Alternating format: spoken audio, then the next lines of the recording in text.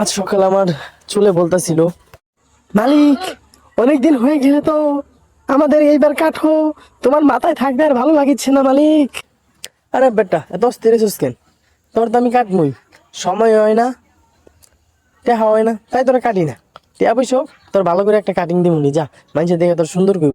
মালিক তোমার এই কামার বাসা দেখা লোকজন হাসাহাসি করে, সেটা কিন্তু আমার সহ্য হয় না মালিক।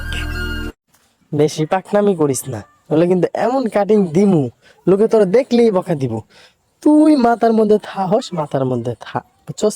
বেশি কথা কইস না। আমার মাথা আমার ব্যথা না, তোর এত ব্যথা কি? হ্যাঁ, তোর এত সমস্যা কি মাথায় থাকতে? তুই যেমন আসস অমনি থাক। তোর জন্য প্রত্যেকদিন শ্যাম্পু করি, তেল দিই, তোর কি এটা সহ্য হয় না? না থাকলে তুই জাগা যা ভাই। তাইলে মালিক আমি চলে গেলাম, আমি না থাকার বুঝতো, আমি না থাকার কি কষ্ট। আরে বেটা মজা করে কষি দেখে কি তুই চলে যাবি?